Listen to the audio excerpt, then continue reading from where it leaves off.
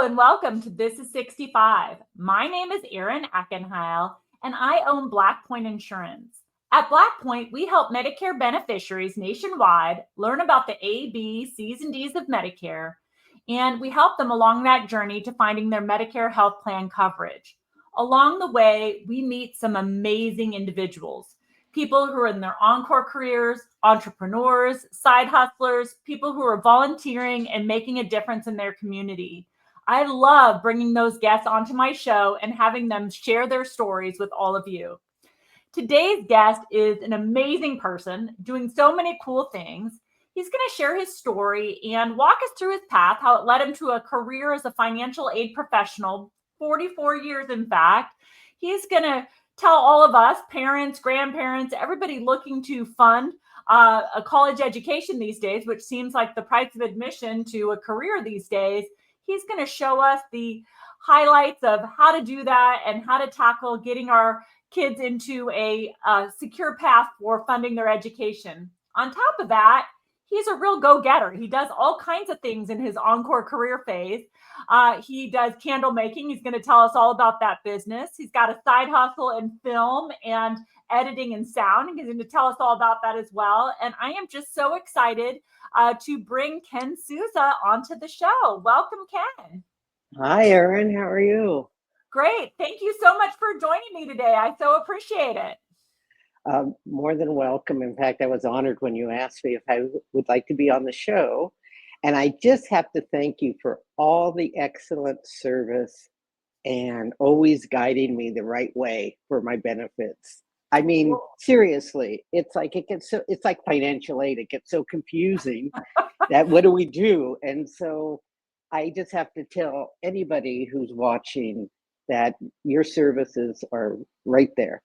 They're just Oh, thank you, perfect. Ken. That's No amazing. Well, problem. it's going to be a mutual appreciation society today because you're doing so many cool things out there. I can't wait for sharing that to everybody here. So Ken, tell me just a little bit about your background. What's your story? Well, my story is that I can't seem to sit still, and I have to always be doing something, whether either working or traveling or volunteering. And it's like I'm one of these type people that I can go to bed at 1 o'clock in the morning and wake up at 6. And friends of mine will say it's like you went to bed in the middle of a sentence. I that's and I wake up talking, and it's like I look at it this way: do what's fun, do what's passionate. So my story is basically I ended up in student lending about 44 years ago, and yeah, I never thought I'd stay there. And I retired from there in November 22. I think we were in the pandemic at that point, and it just looked. I think it was time, you know. And I love the business. I love just about everything I do. But Sounds like you attack everything with a lot of zest. well, I tried to. And it's like what you see with me, it's what you see is what you get. And you need something here, I'll do it. I have no trouble doing things like that. And I enjoy it. I feel like we have this in common. People say, how do you make insurance fun? I'm like, I just have fun with everything I do. Financial aid, is that really fun? But you managed to do it. That's why I tell people in the offices that I go to, keep your sense of humor. Nobody's good. I mean, money is a big topic for everybody. I don't care what you're doing, how you're living, but school is so confusing, and you get bombarded with all kinds of things, and parents and students and people don't understand. Keep your sense of humor. Have some fun in your day. I If mean, I not, have you're going to go crazy, right? Well, and you know what? It's not going to change anything as far as the work has to get done. And sometimes people are happy and sometimes they're not. I mean, it's just, it's every day. It's life, right? Right, definitely. So what was the catalyst to getting you into student lending in the first place? Did you have a background in finance or in helping people Mm, with this type of thing? How did that go down? Well, here's a piece I never mentioned to you before. I back in the 1980. Oh my gosh, so long ago. Yeah, um, back in 1980, I started working for Great Western Bank. If anybody in the Bay Area knew of, or in Los Angeles, Great Western Bank. And so, I went through the ranks of that and I was there for 14 or Oh, 16. long time. Okay. And what happened is I wanted to move to Southern California. What did I want to do? My life dream, work at Disneyland. Yep. No, now did you want to be a character? I'm known for Oh, chasing the characters down. That's like my God, thing. no. No, they get beaten up. They get beaten up by kids, and it's hot in those costumes. You know, um, I have a funny story. Well, I won't tell it, but when Winnie the Pooh had to go to court one day, Oh um, gosh, it was so. Well, if you want me to tell it, I'll tell it to go you really for it. quick. I gotta hear it now. So I ended up working at Disneyland for quite a few years, and I worked in revenue accounting and cash control. So we counted every penny that came in the parking lot, the moat money, the wishing well, everything. We had to balance the entire park. And then went out in operations, which with my personality, operations is much better because you have some freedom and you're with people and you meet people. But Really anyway, nice. so Winnie the Pooh was out and, you know, I I'm just know, I already like I'm imagining it, all kinds of things. So yeah, what was he doing? So he's doing walking his with the march hero. around. Uh-huh. And parents sometimes they're a little mean with they push their kids to the characters. And this little boy started pounding on the back of Pooh because Pooh was in Oh front of him, right? Well, Pooh has no arms in the arms. It's just somebody. And Pooh turned around and knocked his front teeth out. no. Oh They were no. baby teeth. Well, the Oh. parents, you know, had to, they complained and everything. And we laughed because one day we saw Pooh going in a van and somebody said, I think he's going to court. And they don't break character when they're in a situation like that. But I don't remember what happened or anything, but I do know that, it happens. And so Yeah. Disneyland, you have all kinds of fun things and there's all kinds of little secret things there. So I was in there and then it came to a point to where I needed something that had more benefits and more time, more full-time hours and everything. So a friend of mine who worked for Great Western Bank said, "Well, student lending is looking for somebody." So I went and interviewed and I got the job and I was in student lending. I never planned to be there for a long time, but I started with processing a loan application. It was the old days when banks would do um, student loans. And then I ended up one day being asked if I wanted to take some, go visit with our general manager to Pepperdine University. Yeah, you And were. I said, Yeah, we went to Pepperdine and we visited with them. And he said, How would you like to do this and do this up north? And I said, You mean like go back home, San Francisco? Uh-huh. And he said, Yeah. And it just kind of, that's my personality. So I think being out there in front of people and helping them and guiding them, yeah, that seems like a real yeah. fit for you. And so I moved back here 19 like in the late 80s, and, then I worked for quite a few lenders, and I had a territory like California, Nevada, Hawaii, Texas, and so I was all over the place, which I love. I could be on a plane every other day if I had to, Right.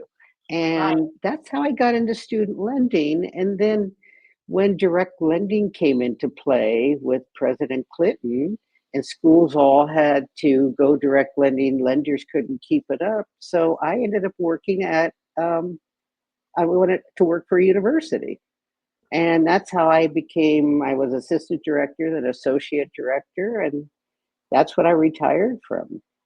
And you're still consulting with universities today somewhat, Uh-huh. correct? Uh-huh. Right. What I do is, I usually take the position of somebody, like if an assistant director is going on leave or a counselor is going on leave, I'll fill in for them, maybe 4 months at a time, maybe 6 months at a time. Like right now, I'm doing it now. But what's nice is that I go in for 2 weeks, I leave for two because somebody's on paternity leave, and Ah, they. So it's really nice because I still keep in the business you're fresh and and doing it, yeah, but I'm you don't put fresh. it away, and you're like the grandparent of lending. You Kind get to of, take it yeah, back, right? yeah. And so it's fun because it helping somebody and helping them get to where they need to be. Kind of like on your end. And the thing is that when you see a student start as a freshman and they've had many hiccups, but then you get invited to their graduation. Oh, It's like, wow. Or the parents you've met and they have a party for them, you get invited. And even if they go through their masters, might be 5, 6 years later, it's a nice feeling that you helped them get there, you right. know? Can you make such a connection with people? I can see. I don't know how many financial lenders get invited to the graduation parties, but I think that's pretty amazing that you make that connection with people. I think Well, about this, like, a lot of my peers, their kids are graduating now, they're getting ready to go to university. If you were to kind of give us like three bits of advice, parents, grandparents, students trying to fund college educations today, what would you advise people? first thing I would tell people, start early. Look at your finances. Look at look at the free federal application that you have to fill out for FAFSA. Even if it's not your year, um, your student's going to start in 2 years. Get a handle on it.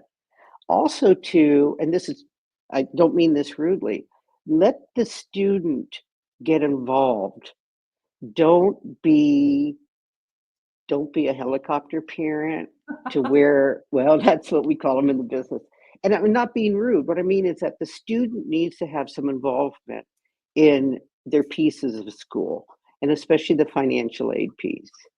Um, it's okay to be there, and remember, this is going to follow them for a number of years. So if they don't get involved, then they leave school going like, I can't tell you how many times I've spoken to a senior that it says, I have no idea my parents have done it all. And that's not helpful to them. You know, if you have a 501, oh, I forgot the account name. 503B, is Oh, it? okay, yeah, I A think so. 503, right. I If feel you like we have, have one of those. yes, if you can put money into a 503B and use that to pay for educational expenses, tuition, whatever,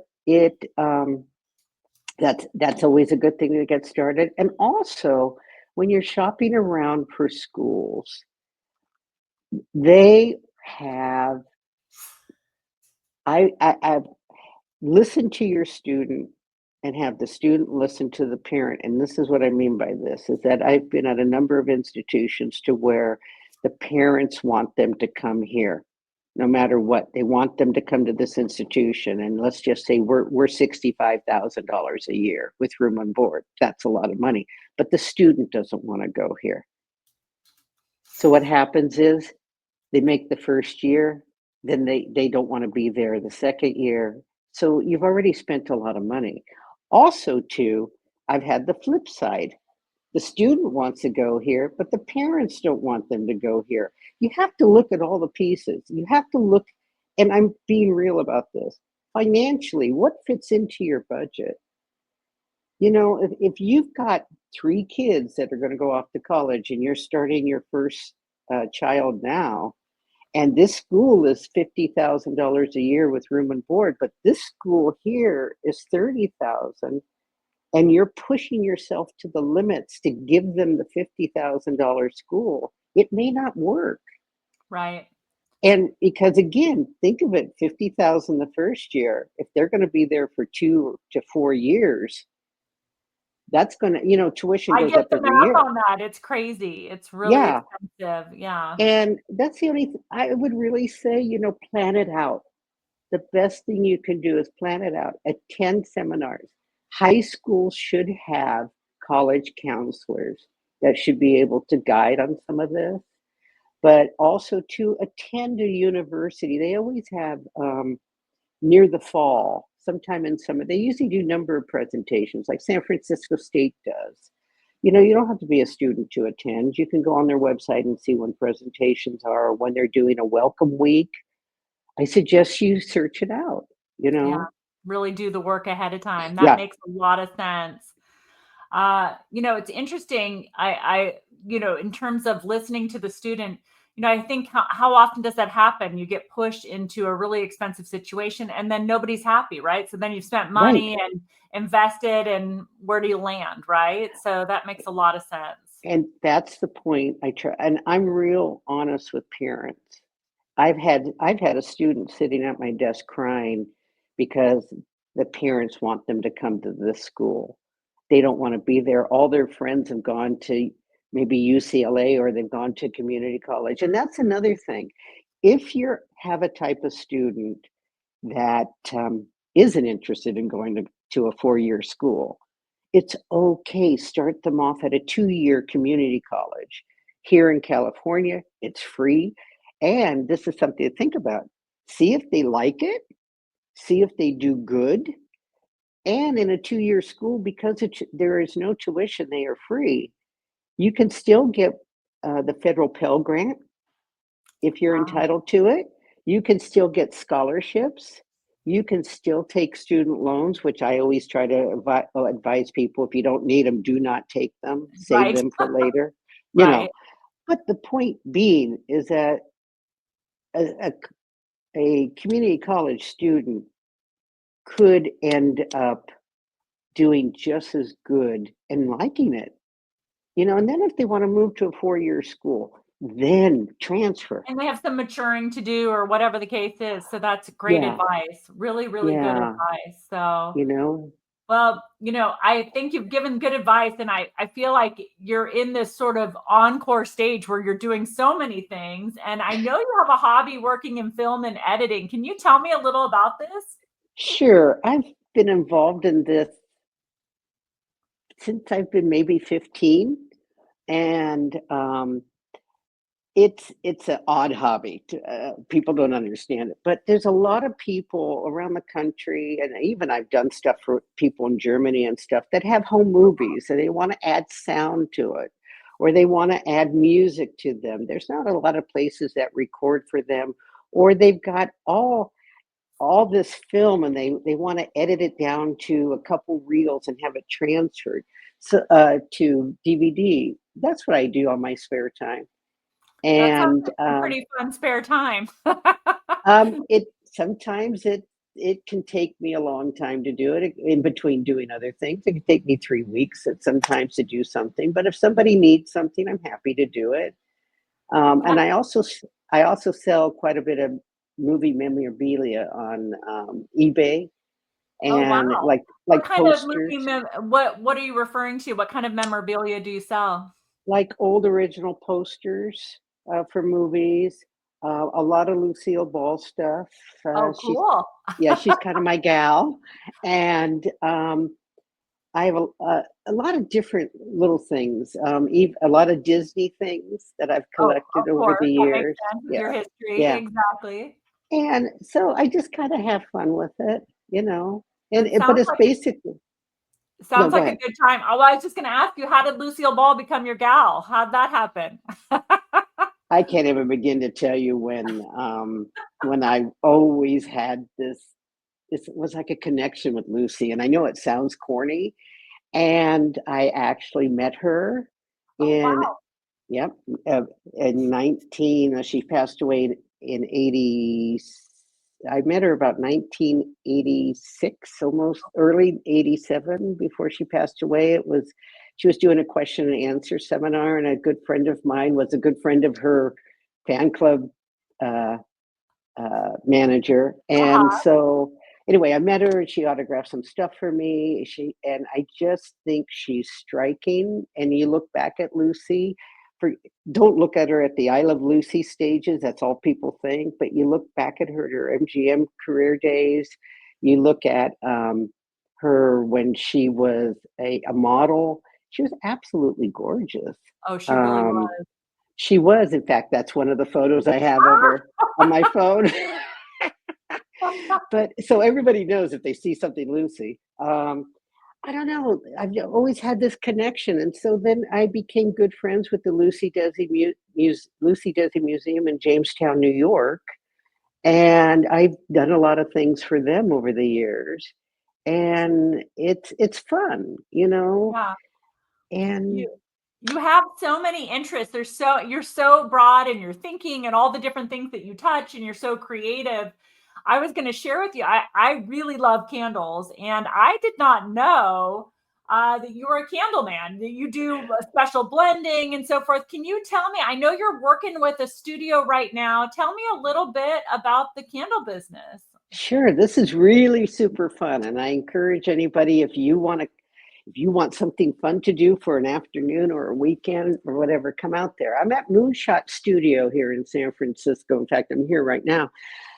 We're in Noe Valley of San Francisco, so we're on 24th Street, 4066 24th.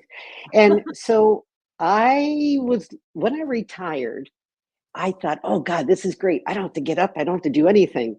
Well, that lasted for about 2 months. And of You can course, only with my, organize your closet so many times, right? You oh got to my get out God, there. how many times did I clean out the kitchen? I mean, it's like, am I really using this anymore? So I connected with a friend of mine that knew the owner here, and her name is Teresa, and she's absolutely fabulous. And she was looking for somebody a few hours a week, and I was looking for something to do, not full time. I did not want to go back to work full time.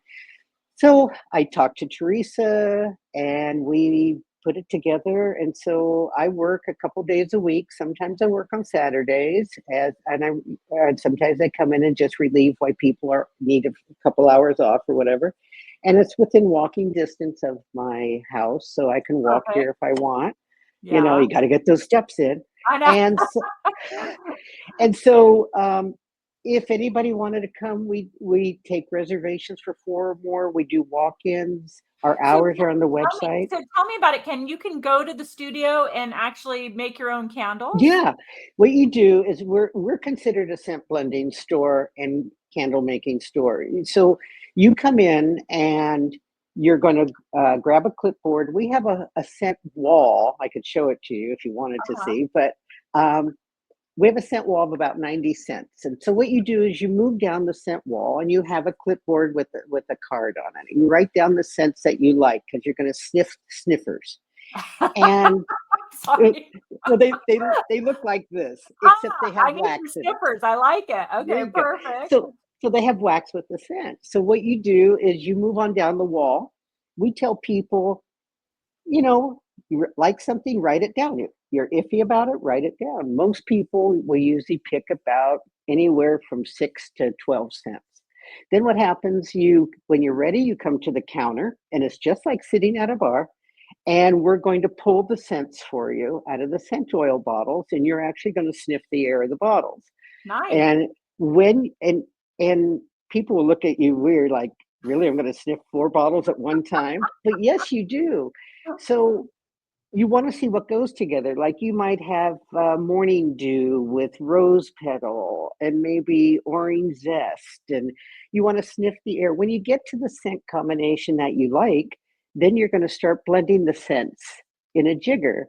And once you blend the scent, then you're going to make your product. And like you can make candles like this,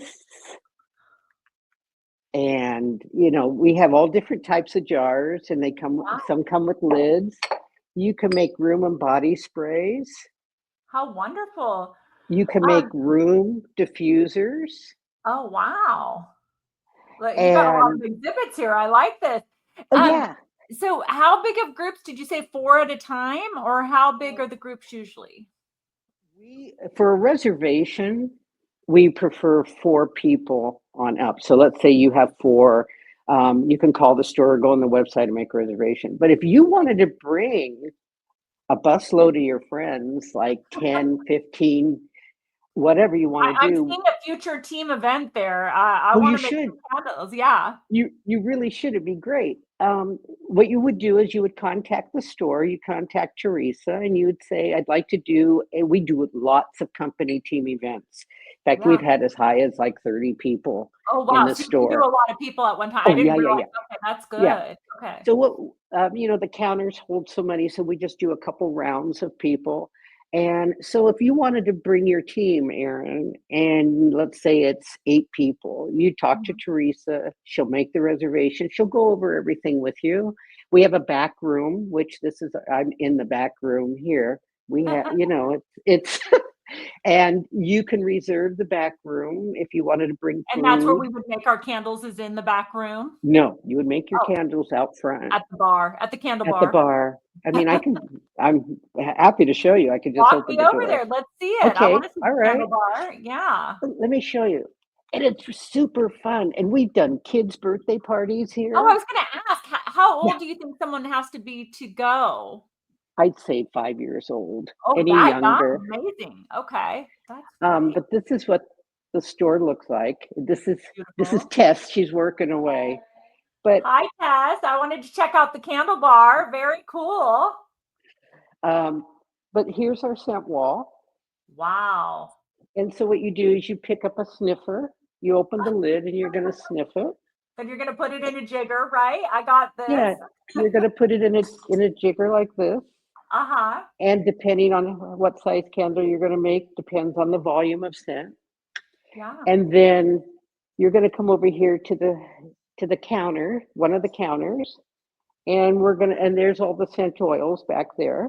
Very nice. So we're gonna pull all the oils. Here's the product wall. I love it. And so, and then there's the clipboards.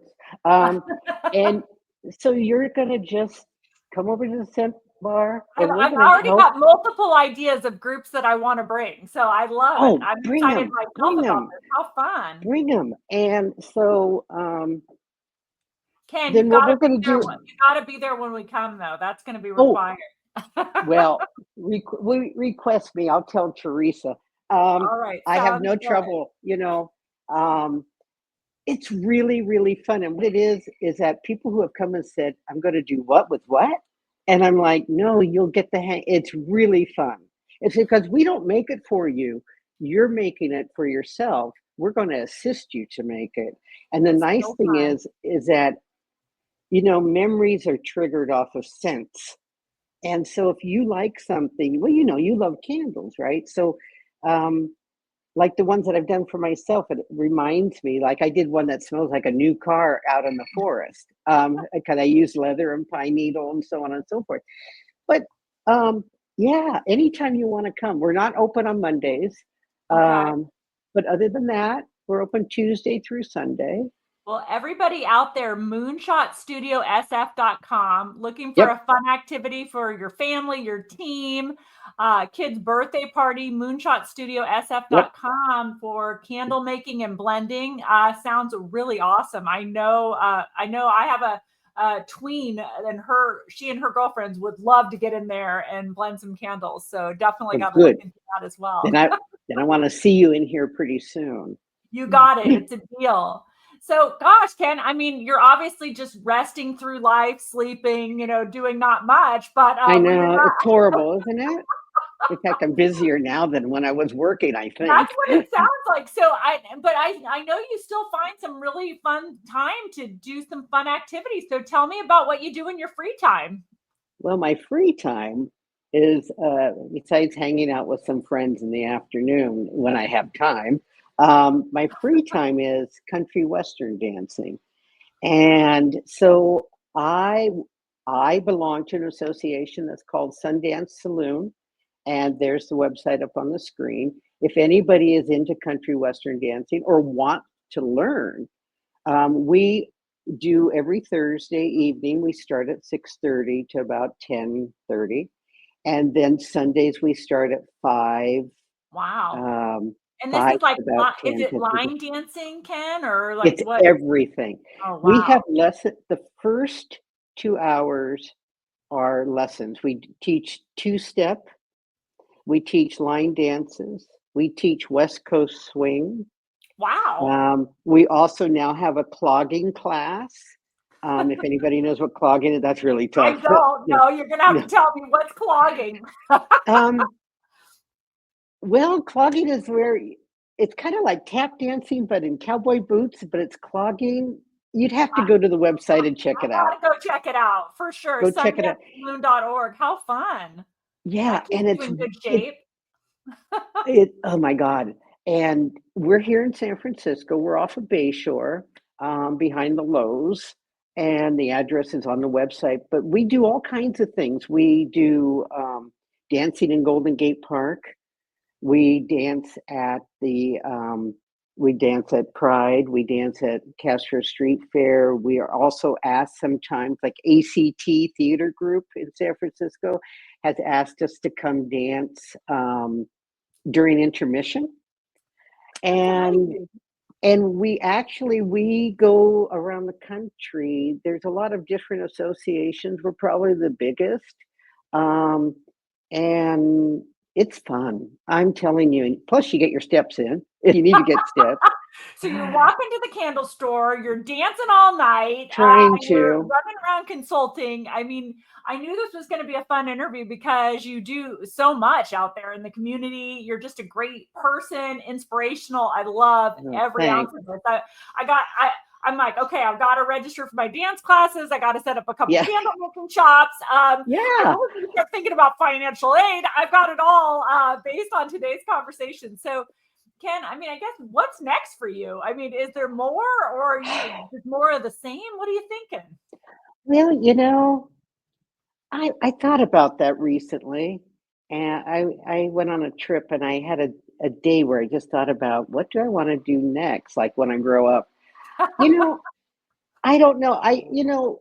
Nothing's forever as far as there'll come a point to where the candles, I'll move on or I'll stop financial aid, period. Me personally, I would love to work at the airport. Oh my God, that would just be wonderful. A good friend of mine, he kind of helps run an airline in San Francisco, and he's always like, I would love to have you at the gates. Or I would love to have you at the check-in counter.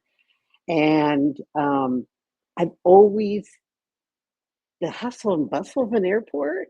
Mhm. I mean, it just I love it. I absolutely love it. I'm in love with talking to you, Ken. Everything that you do is just about connecting with people. You're so fun. I just love every ounce of everything you're doing out there. That is amazing. So, Ken, just as we kind of look to wrap up here, I just want That's you to right. reflect back for a second because you had a great career.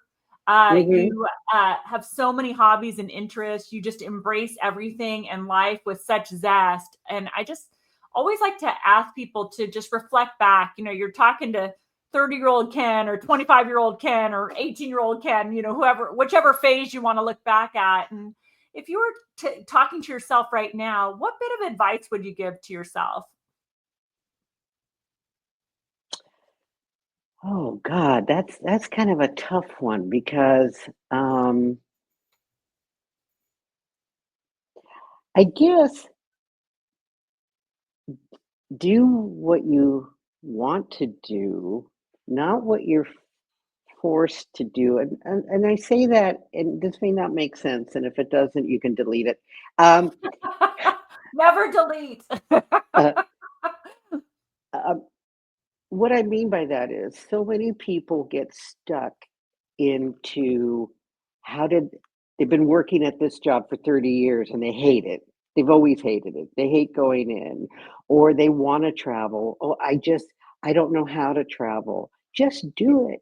If you really want to do it because the only person that can make yourself happy is you. I mean, even partners, as much as have loved my partners in the past, it's like you have control over what you want to do. And I think if you just and I'm a hard person when people say, "Do you have a goal?" Because I think goals are something that are could maybe only last a year, you know? But I think you have to have something to look forward to and just stay with it, you know? I And if that I sounds love it. corny, I'm So, well, sorry. Ken and Nike, just do it.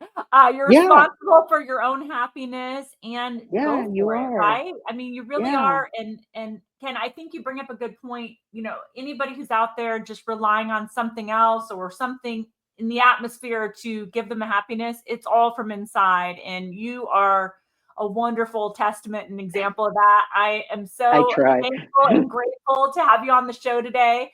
I can't Oh, you're wait to go welcome. to Moonshot Studio SF with my crew and make some nice smelling, beautiful candles. I better And see you I'm going to be, pretty soon. you sure will. And you'll see me at Sundance. Thanks so much for joining, Ken. You've been such a Oh, pleasure. no problem. Thanks. You have a good evening. I mean, good afternoon. Bye.